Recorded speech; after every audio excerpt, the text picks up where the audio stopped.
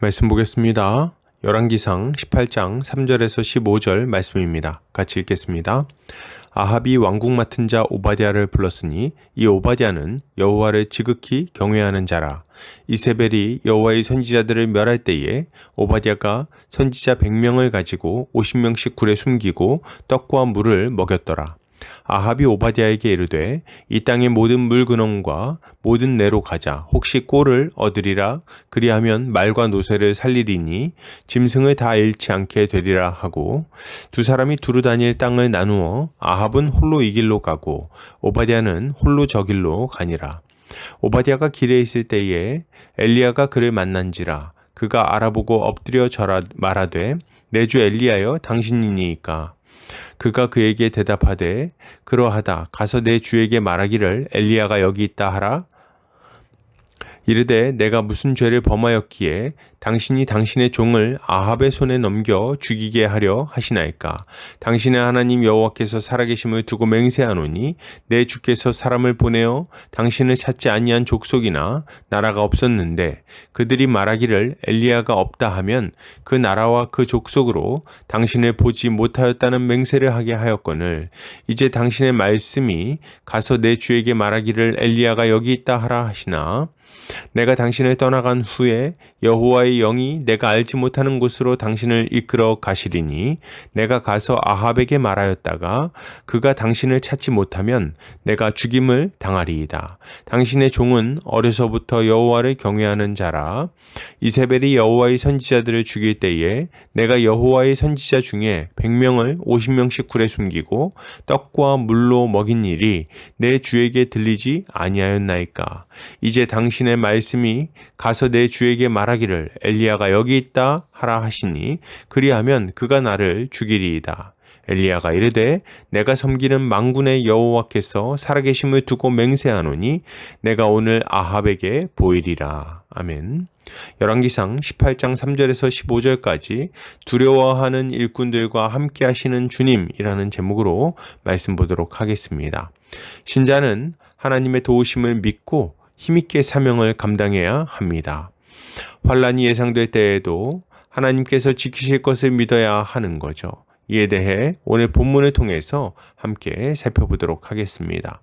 오늘 본문은 북이스라엘의 아합이 왕궁 맡은 자 오바댜와 함께 물을 찾으러 가는 이야기로 시작이 됩니다. 아합은 자신의 신하였던 오바댜에게 물을 찾으러 가자고 말하죠.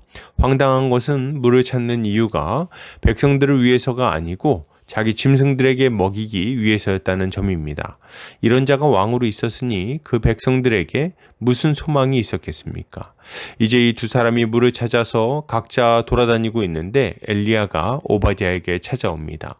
그리고 엘리야는 오바댜에게 아합에게 가서 엘리야를 찾았다고 전하라고 말합니다. 그런데 엘리야는 왜 굳이 아합을 만나려고 하는 걸까요? 그냥 백성들에게 선포하면 안 됩니까? 안 됩니다. 하나님은 아합을 깨우치심으로 이스라엘 전체를 돌이키도록 하기를 원하셨기 때문입니다. 지금 이스라엘의 비가 그친 이유는 무엇입니까? 하나님이 엘리야를 통해서 비가 안 내리는 이유는 하나님이 엘리야를 통해서 재앙을 선포하셨기 때문입니다. 하나님을 거절하고 바알을 숭배하며 죄 가운데 살아가는 어리석은 자들을 가뭄으로 징계하시고 돌이키게 하신 거죠. 그리고 이제 징계의 기한이 찼을 때 엘리야의 선포를 통해 재앙을 그치심으로 이 모든 일을 행하신 이가 하나님이심을 드러내고자 하신 것입니다. 그런데 왜 아합입니까? 그가 이스라엘의 왕이었기 때문이에요. 본디 왕은 하나님의 대리자로서 백성들을 하나님의 뜻대로 살아가게 강제하는 직무를 맡았습니다. 왕들은 하나님의 법을 근거로 백성을 다스렸고 잘못한 이들은 재판했습니다. 하나님은 왕에게 권세를 주셔서 이 일을 감당하도록 하신 거죠. 그러니 지금 아합을 깨우치면 어떤 일이 일어나겠습니까? 그가 자기 백성들을 바알 신앙으로 끌고 갔던 것처럼 이제 돌이켜서 백성들을 하나님께로 인도하게 될 것입니다. 그러면 이제 엘리야는 아합을 뭘로 깨우치면 되는 걸까요? 재앙이 그치고 비가 오는 것을 보여줌으로써 깨우치려고 하는 것입니다. 엘리야가 말한 이후에 비가 그쳤었는데 그가 다시 말하자 비가 내리는 거죠. 이것을 통해서 인간의 생사 화복이 우상이 아니라 오직 하나님의 손에 달려있다는 것을 알려주려고 하시는 것입니다. 그런데 하나님은 이 중요한 임무를 누구에게 맡기십니까? 오바댜라는 인물에게 맡깁니다. 오바댜는 누굽니까? 본문은 오바댜에 대해서 설명해 주는데 그를 여호와를 지극히 경외하는 자라고 소개합니다. 그러면 그가 하나님을 지극히 경외하고 있다는 것은 어떻게 알 수 있습니까? 이세벨이 여호와의 선지자들을 다 죽이려고 했을 때 오바댜가 선지자 100명을 굴에 숨겨서 살려준 것을 보면 알 수가 있습니다. 당연한 말이지만 이세벨이 이 사실을 눈치채는 날에는 목숨이 남아나지 않았을 것입니다. 이세벨의 성정을 생각해 보면 본인만 죽는 게 아니라 일가 친척이 다 죽었겠죠. 오바댜는 그야말로 목숨을 걸고 이 일을 한 것입니다. 그러면 하나님이 이 중요한 임무를 오바댜에게 맡기신 이유는 뭡니까? 아합을 엘리야에게로 이끌어 가려면 큰 용기와 믿음이 필요했기 때문입니다. 10절을 보면 아합이 얼마나 집요하게 엘리야를 쫓아다녔는지를 알 수가 있습니다. 그는 엘리야의 저주로 인해서 가뭄이 찾아왔다고 봤기 때문에 엘리야를 만나면 죽이든지 고문을 하든지 하려고 했던 거죠. 이런 상황은 왜 엘리야가 곧바로 아합 앞에 서지 않았는지를 알려줍니다. 만약 주변에 부하들이 있거나 혹은 본인이 무기를 가지고 있다면 그럴 때 엘리야가 찾아간다면 두 말 들을 것도 없이 죽임을 당할 위험이 컸을 것입니다. 모든 사람들 앞에서 하나님의 위대하심을 드러내고 죽어야 되는데 이렇게 허무하게 죽으면 안 되는 거죠. 그렇다고 전령을 보내는 것도 쉽지 않았습니다. 왜요? 아합을 엘리야에게 데리고 가다가 실패하면 어떻게 됩니까? 이제 데리고 갔더니 벌써 엘리야가 없어져 버린 거예요. 그러면 어떻게 됩니까? 그때는 왕에게 이 소식을 전한 자는 왕을 능멸한 죄로 죽을 수도 있는 것입니다. 그러니 지금 오바댜가 벌벌벌벌 떨고 있는 거죠. 참 난감한 상황 아닙니까? 징계를 그치고 복음을 선포하기 위해서는 이 소식을 전할 전령이 필요한데 그 일을 할 사람이 없다는 거예요. 그래서 이 일을 누구에게 맡기신 겁니까? 신실한 오바댜에게 맡긴 거죠. 그가 엘리야의 약속을 믿고 목숨을 걸어줄 사람이었기 때문입니다. 여러분, 지금도 마찬가지입니다.